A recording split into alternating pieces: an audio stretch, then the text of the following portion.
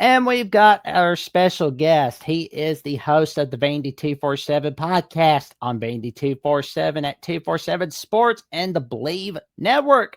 Billy Derrick. How you doing today, good buddy? Good, guys. How y'all doing? Oh, we're doing all right. Great. Appreciate you for joining us. Oh, Absolutely. man. So we've got this huge matchup coming up on Saturday on ABC, 2:30 p.m. Central Time. What are the position battles we need to look out for and the strengths to look out for from Vandy? Yeah, I think it's Vandy's set. Well, I guess maybe a unit battle is really it's Vanderbilt's defense against Alabama's offense. But getting more specific, I think it's Vanderbilt's secondary against Bama's skill players. Because number one, we saw what Alabama did against Georgia's defense, and I know this isn't a classic Kirby Smart Georgia defense. But, you've got Ryan Williams, and I know he had that big drop, but Jeremy Bernard looked really good, and you still have Isaiah Horton just kind of laying in the weeds a little bit. That's a good number three. That's a really good number three receiver, guy transferred in from Miami. So that, to me, is what makes me nervous if I'm a Vandy fan. And on the Vandy side, their secondary has been, I say, a weakness. There hasn't honestly been too many weaknesses on this team. But last week against Utah State was the first time that Vanderbilt's defense really was exposed a little bit, especially in that first half. Utah State has a pretty good offense. I think Utah State's a pretty good team. Bryson Barnes, who was behind Cam Rising for a while at Utah, it has been incredible this year. And that first half, they put up 21 points. Vandy did get up. They were up 31-21 at the half. But to me, that's the matchup. I think it's how does Vanderbilt respond on some of those mesh routes, some of those, those crossers, because Alabama's going to attack that. They're going to make Vandy play man, because zone is hard with a lot of those. But if you're Alabama and Ryan Grubb, you're going to try to get the ball to your playmakers in space. Obviously, that's what every offensive coordinator wants to do. But I'll be interested to see how Alabama runs the ball. I think Vandy's defensive line has improved a lot from last year. I know they were solid last year, and they had a big sack late in that game last year against Alabama, the strip sack against Monroe. But to me, it's I go back to Vandy's secondary. If Vandy cannot hold up in the secondary, I don't see them winning this game. And, Ty Simpson looked really good through the air. So, I think it's the secondary against Bama's skill position players is going to tell a big story of this game. Yeah, I suspect that we're going to see a massive shootout between Ty Simpson and Diego Pavia. I can see that. Has just been a game. He's been a game changer for Vandy this season. Yeah, he has. It's definitely going to be interesting, as you mentioned, Billy, about the secondary, because our passing game is a lot better this year. It is significantly improved. Jalen Milroe was so inconsistent throwing the ball last season. We didn't even have that as a major part of our game plan sometimes. Like, a lot of times we were just running the ball with him. Like, he was our offense just on the ground, which, I understand why they did that, but at the same time, I don't understand why they did that when we still have Bernard and Ryan Williams. It doesn't really make sense, but that's what it was. But now we actually are legitimately doing great passing the ball again. We got a great passing offense again, and Ty Simpson is even entering the Heisman conversation for that performance against Georgia. Very good game by him, very good offense overall, but I'm still concerned about our run game. So it's going to be interesting to see how Vandy's defense does hold up in the secondary, because if they can just get Alabama in enough third and long situations, then maybe they'll have a shot. But the thing is that we converted at such an incredible rate against Georgia. It blew my mind on third down. We were in a lot of 3rd and 7s, 3rd and 8s, 3rd and 10s, and we still were throwing for first down. So I don't know. I think Alabama, as I expected, was giving 1,000% effort against Georgia. They played so hard, and our defense helped, because that was a big problem last year. Our defense did not hold at times. Vandy, we gave up a lot of points last year to Vanderbilt, and we gave up a lot of yards in other games. So I think the two biggest keys is, like, for Vanderbilt, like you said, how their defense can kind of hold up on us, whether the secondary, if they can just do good enough, not give up too many explosive plays, and get Bama in third and long situations. And then on the other side, I think for Alabama, our defense has to be intense because we held Georgia very well. We did not allow them to get a lot of yards, a lot of points. On the ground, we kind of did, but through the air, not really. But it's like we held up enough to win. If we play better defense than we did last year, it will definitely boost our chances to possibly win this year against Vanderbilt. I don't think necessarily it's a better defense. We just got to execute. We had 11 missed tackles against Vanderbilt, 6 in the game last year. 6 of them were in the first quarter of Vanderbilt's games last year. Kind of set the tone. Billy, you said something earlier. Position battles. You can take that off real quick, Jackson. You said something earlier, Billy, about the ability for the teams to maintain a certain momentum. I think what happened with Alabama last year, I don't think there was necessarily a matchup problem for our defense, right, against the offense. It was just Vanderbilt's ability to do what we did to Georgia. You get in those drives where you're getting into the 10, 14, 17. I think at one point Vanderbilt ran a 19-play drive last season against Alabama. So it wasn't necessarily a skill point thing. And then for the score to end up the way it wasn't as if Vanderbilt's defense was creating any issues for Alabama's offense. I can kind of agree with Jeff when he said the offense, we were really holding ourselves back in that game. The defense gave us multiple opportunities in the first half. The second half is when you saw those extended drives because the offense wasn't converting and extending drives. This year you have a better sense of both sides of the ball, offensively and defensively. Alabama, the players, personnel available have a better sense of what's being asked of each scheme. I think the biggest concern for Bama right now will be literally finding the spot in that defense where against the offense where this is the offense that kind of exposed the weakness of this 4-2-5 scheme. Anytime you can get effectiveness laterally with eye candy against 4-2-5, it's a space-eating defense. That means you're creating confusion in space. That's hard to defend. But the counter to that is, and we saw it even against Georgia, when you have your alignment there and you ramp up the aggressiveness of your play calling style defensively, you can cause some things to happen. You can get guys into spots where they can make plays a lot sooner rather than reacting and chasing plays down. And they just have to finish tackles. And Kane Womack, if you look at the game plan from last year against Vanderbilt, especially in the first half, if we had a ounce of effort, that game goes a lot different because the offensive coordinator isn't as confident from Vanderbilt, isn't as confident to go to those play calls that were just killing us 7 yards, 9 yards, 6 yards. Like they were averaging almost 5 yards a carry, I believe, in that game. So Alabama's run defense definitely is going to have to step up with Quay Rusar being out. We had already lost Ja Latham. We're without Jeremiah Beeman on the interior. Tim Keenan being back, we saw what type of impact he can have on the interior run fits.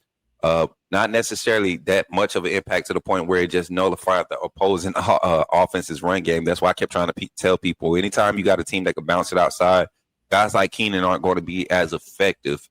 You got to have this defense requires all 11 men to play in phase, and we saw what happens when you have the 9 guys doing the right thing and one guy, or 10 guys doing the right thing and one guy not. And this defense, Kane Womack and this defense, even talking with the staff, some of the support staff today, a lot of the secondary guys were in there, and there was a lot of exchanges of how to maintain leverage. So small things like that are going to help Bama in this game. I just believe this year with Vanderbilt not being able to surprise people, this staff prepares the team differently for Vanderbilt this year as opposed to last year. Nobody really knew what Vanderbilt was bringing to the table. They've retained a lot of their roster. A lot of experience coming back. Should be a good preparation week for both teams. But when it comes down to the nitty-gritty of it, Vanderbilt in this game, it's going to be a good one. It's going to be physical. If we don't bring the physicality to match Vanderbilt, they're going to make this game last longer than what it needs to be.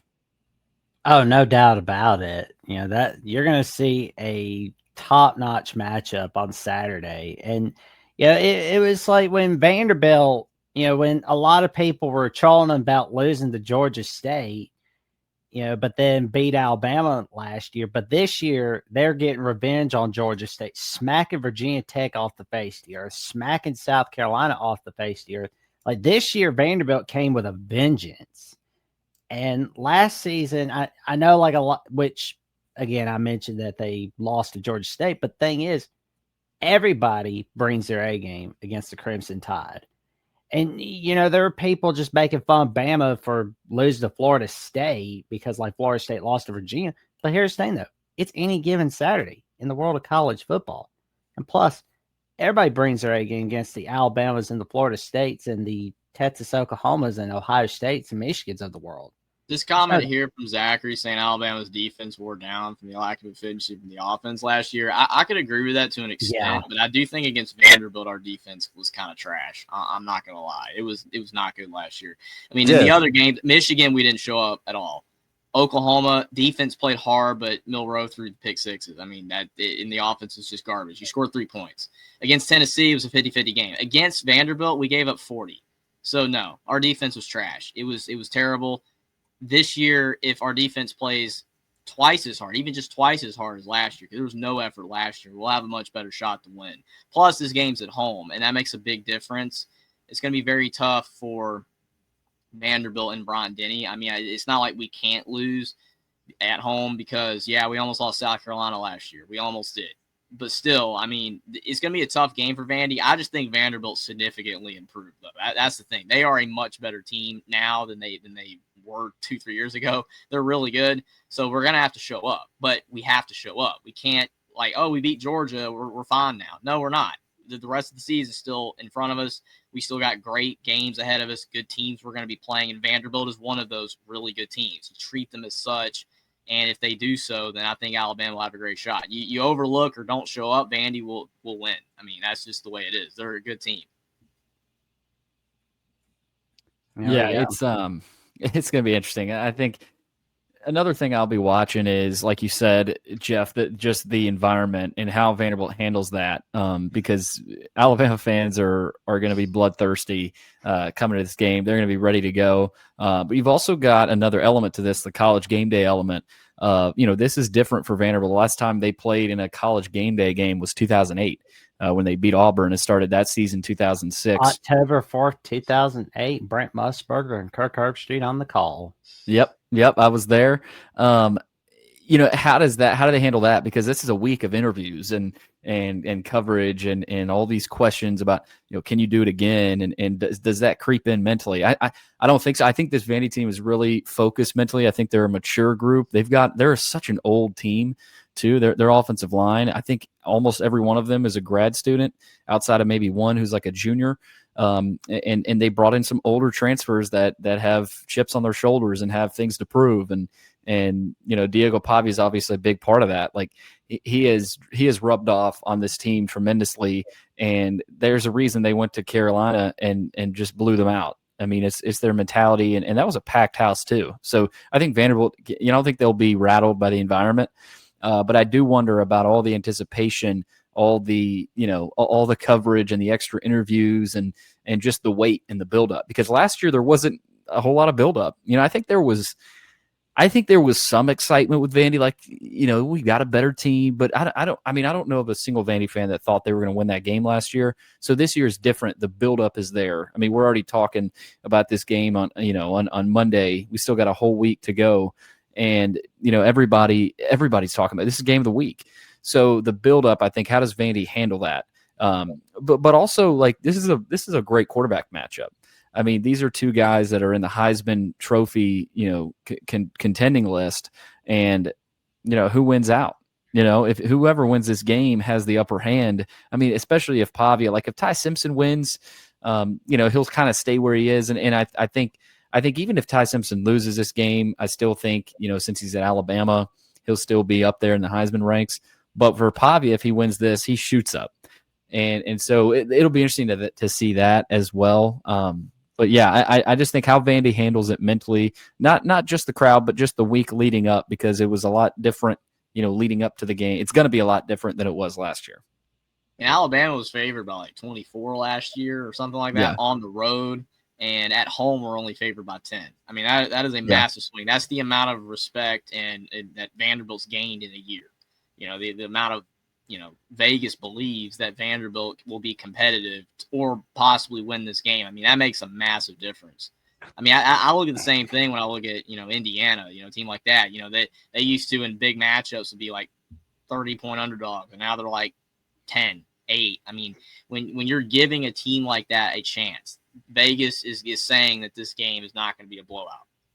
That would have never been the case before. Vanderbilt has significantly improved, and I'm intrigued to see, again, just not about this game, but in the future, if Vandy can keep that up, if it can be a year-over-year basis where 5 years from now they're still really good. That's what I want to see. I want to see some of these small programs see if they can have sustained success, because that would be really cool. But at least for right now, the last 2 years, Vanderbilt has significantly improved, and now people are starting to treat them as such. Like, hey, we cannot overlook this team. Yeah, I picked Vanderbilt against South Carolina too. A lot of people did not. And I was like, no, Vandy's going to win. They're better. I mean, they're just flat out better. And they were so impressive in that game. Honestly, was shocked they gave up 35 to Utah State, but I don't really think that matters because, again, it's a small team, probably didn't play as well as they could have. And this game, Vanderbilt's going to play a lot harder than they did last week too. I mean, effort's a big deal. Sometimes you just don't really show up for a game or don't play as well as you could. So I think both teams are going to play very hard. I think it's going to be a great game. I mean, it literally is the game of the week. I mean, it's kind of great that Florida State lost, right? So, we can kind of have the shine as the game of the week, Vandy, Alabama, because it would have been Miami, Florida State if they hadn't lost. That really hurt that game. But this is a huge game for both teams and for the trajectories of the rest of the season for both teams. I look at this game, man, and I round it back. I keep hearing a lot that both sides are saying.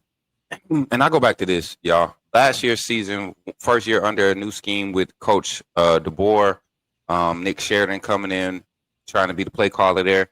We saw a lot of opportunities for this offense to have explosive plays. Jalen Monroe missed on 4 deep passes last year against Vanderbilt that should have took us and separated that game. I don't think y'all remember how slow that game was moving in the first quarter for Vanderbilt. They have had some of the same consistencies this year. I don't give them credit for any of the games that they've played and dominated in. Charleston Southern, Virginia Tech, Georgia State, and you saw what happened against Utah State, a team with, not near as the explosive weapons on the perimeter as Alabama. The offensive line held up good against Vanderbilt's front in their first quarter. A lot of misdirection got Vanderbilt's defense off schedule, just like they did our defense last year. And we saw what Ryan Grubb is bringing out of the playbook against Georgia. Vanderbilt's not the same team as last year, but I think we're more prepared for what they could be. And for that reason, this game looks a lot different than last year. Diego Pavia, the scheme that we should see against him, if we can tackle good, you're talking about 11 missed tackles in the first half of last season. In the first half, that's a game changer. Same thing against Florida State. You end the game with 14 total missed tackles, and you see how that game turned out. It's not about guys not being in place. It's about guys executing. And so when I look at the matchups and I'm looking across the board, I look at Vandy's defensive front versus a Utah State O-line or a Georgia State O-line that scored 21 points before. Like these are the type of things. I said the same thing against Georgia's front. Jeff came on here last. That front is going to be able to get pressure. We got to make sure that we give them time. This, that, and third. Probably the best protection we've seen from our O-line and running back room the whole season because they had the same thing going in week 1. It's just about getting comfortable. And if Vanderbilt is comfortable right now, this is their product, their comfortable product, their peak product that they're producing. I think they're performing at a high clip. But look at the competition. I don't think Vanderbilt gets the same talk or same energy if they face Florida State in week 2 rather than a struggling, horrible Virginia Tech team that still was able to grab some points and steal a few possessions out of the game. I'm just not hyped up on Vandy. I'm not as scared of them or nervous about them as I was last year. I just knew nobody was expecting them last year, But this year, when you expect a team, and the same thing is happening with Auburn right now. People know that Jackson Arnold can't throw the ball right now, so they're okay with going with zero coverage, man coverage across the board, and loading the box and and that's what's been whooping Auburn's tail. You got other teams that don't have near as explosive offenses being able to compete with Auburn because they can't pass the ball downfield. So it's small things like that I think Alabama's going to be able to identify. And in the pass protection, man, last year's offensive line, we were nowhere near the level we are now. Somebody asked Coach Grubb about the offensive line rotation, and would this continue? And the fact that he's asking for the best 5 guys out there, and this is offensive line that efficiency wise, we are the second or third team right now to give up the least amount of sacks in the SEC, and I think we're top 15 in the country right now with the least amount of sacks on the quarterback. So, and you're rotating 8 guys on the offensive line. Vanderbilt's defensive line is not as deep as it was last year, and I've seen their secondary get torched, twice in 2 games this season. So, Lenore Sellis was out that second quarter. He got knocked out in the second quarter. Yes, it was a tough game early on, but Lenore Sellis was 6 of 7 and passing against Vanderbilt's defense for 94 yards before he went out, almost 100 yards passing. And the pass that was incomplete was a drop pass. So I don't know, and I don't think South Carolina's offensive line is as good as Alabama's. I don't think Vanderbilt's offensive line is as good as it was last year. As much as experience as they have this year, I don't think they're as good as they were last year. This is a team riding a real high, and they're coming into a hostile environment in Tuscaloosa. Pavia hasn't seen a competitive defense since he's been exposed. He hasn't seen a team that's going to be able to game plan for him and match up athletically on the boundary to give the rest of the defense an opportunity to contain him.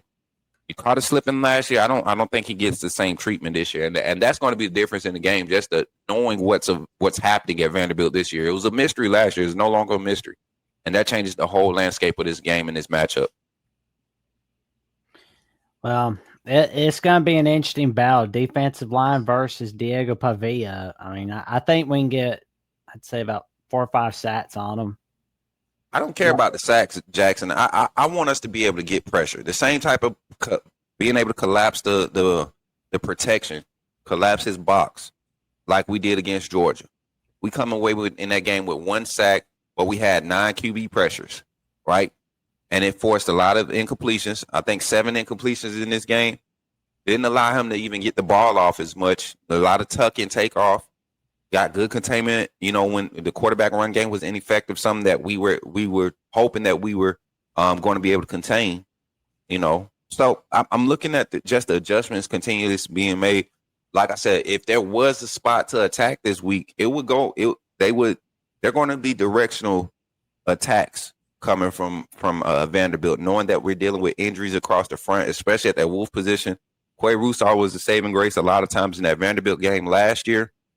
We're going to see who can step up and provide that support. But if it comes to a shootout and the defense making one turnover to give the opposing their team the advantage in a game like this, I got Bama. I got Bama right now. There we go.